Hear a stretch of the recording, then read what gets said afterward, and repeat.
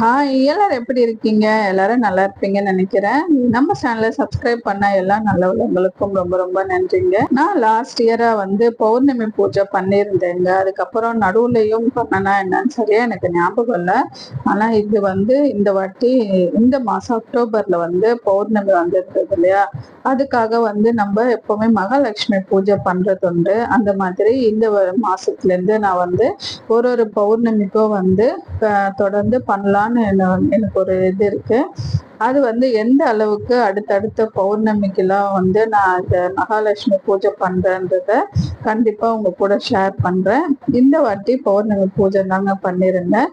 இதை வந்து நான் ரொம்பவே சிம்பிளாவும் திடீர்னு செஞ்சதால சிம்பிளா தாங்க செஞ்சிருந்தேன். இது மாதிரி நம்ம சிம்பிளா இந்த பூஜை வந்து செய்யலாங்க. இதுக்கு நான் என்ன பெருசா எதுவும் செய்யலைங்க. இது பாத்தீங்கன்னா பால் வந்து சுவாமிக்கு நைவேத்தியமா வச்சிருந்தேன். முதல்ல வந்து பாத்தீங்கன்னா குங்குமம் இதெல்லாம் எடுத்து வச்சுக்கணும். குங்குமம் 9 காயின்ஸ் வந்து எடுத்திருந்தேன். அது இல்லாம நம்ம வீட்டுல இருக்கிற கொஞ்சம் பைசா இது எடுத்து வச்சிருந்தேங்க. ஏன்னா வந்து இதுல நம்ம வந்து எந்த பூஜையா இருந்தாலும் முதல்ல நம்ம ஸ்டார்ட் பண்ணும்போது முதல்ல விநாயகருக்கு வந்து அவருடைய 108 போற்றிகள் அது வந்து சொல்லி ஸ்டார்ட் பண்ணுவாங்க. அந்த மாதிரி தான் அன்னைக்கும் நம்ம விநாயகருக்கு பூ போட்டு அவருடைய போற்றிகள் சொல்லி முதல்ல அவரை வந்து வழிபட்டாச்சு. அடுத்தது பார்த்தீங்கன்னா நம்ம வந்து குங்கும அர்ச்சனையும் செஞ்சிருந்தவங்க. குங்கும அர்ச்சனை செய்யும் போதும் 108 போற்றிகள், மகாலட்சுமியோட லலிதா சகஸ்ரநாமம், காயத்ரி மந்திரம், இந்த மாதிரி எனக்கு தெரிஞ்ச விஷயங்கள் வந்து சொல்லி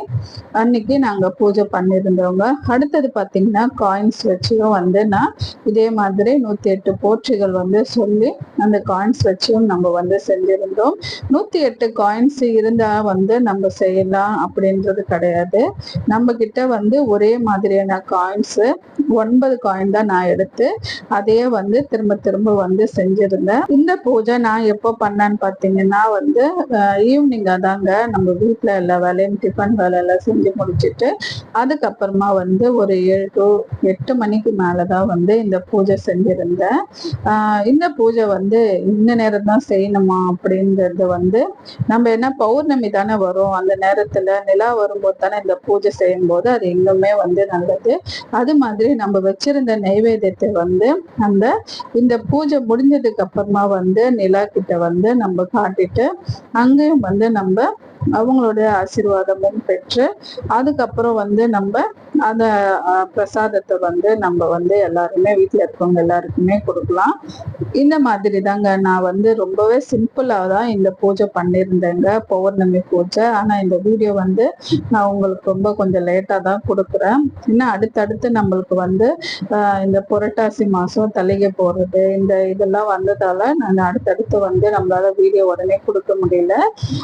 அடுத்த வீடியோ வந்து உங்களுக்கு கண்டிப்பா வருங்க. புரட்டாசி மாசம் 4வது வாரம் தளிகை போட்டிருந்தேன் இல்லையா, அந்த வீடியோவும் வந்து உங்களுக்கு வர இருக்கு. அதனால நம்ம சேனலை சப்ஸ்கிரைப் பண்ணிட்டு பாருங்க.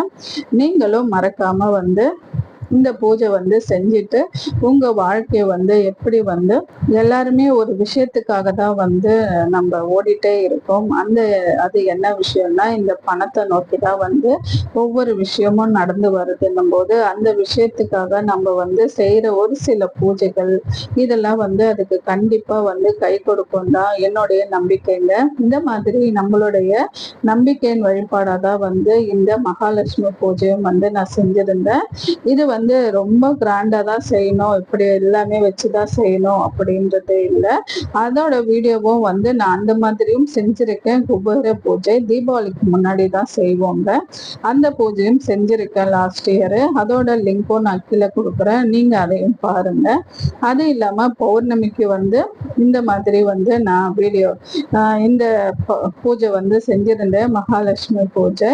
இது எல்லாமே 108 போற்றிகள் நம்ம சொன்னதுக்கு அப்புறமா வந்து இது வந்து கற்பூர ஆரத்தி எல்லாமே கொடுத்துட்டு நம்ம வந்து தீப தூப ஆராதனை எல்லாமே காட்டிட்டு இந்த பூஜையை வந்து அழகா நிறைவு செஞ்சிடலாங்க. எங்க வீட்டுக்கு மகாலட்சுமி வரவேற்றதாக வந்து அன்னைக்கு நான் செஞ்சிருந்த பூஜை வந்து எனக்கு ரொம்பவே திருப்தியா இருந்துச்சுங்க. நீங்களும் கண்டிப்பா இந்த மகாலட்சுமி பூஜையை வந்து கண்டிப்பா செஞ்சு பாருங்க. வியாழக்கிழமை செய்யலாம், வெள்ளிக்கிழமையும் செய்யலாங்க. அதையும் வந்து செய்யலாம்.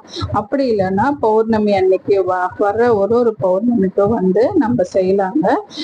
எந்த தடங்களும் இல்லாம நம்மளுக்கு அடுத்தடுத்து வர பௌர்ணமிக்கு செய்யும் போது அது இன்னுமே கூடுதலான பலன் கிடைக்கும். எந்த ஒரு பூஜை செய்யும் போதோ வந்து ரொம்ப நம்பிக்கையாகவும் செய்யுங்க. நம்மளுடைய வேண்டுதல் என்னவோ அது சொல்லி நம்ம இந்த பூஜையை செய்யும் போது அது கண்டிப்பா வந்து நிறைவேறுங்க. அது நம்ம பூஜை செஞ்சாதான் உடனே நடக்கும் அப்படின்றதெல்லாம் இல்லை.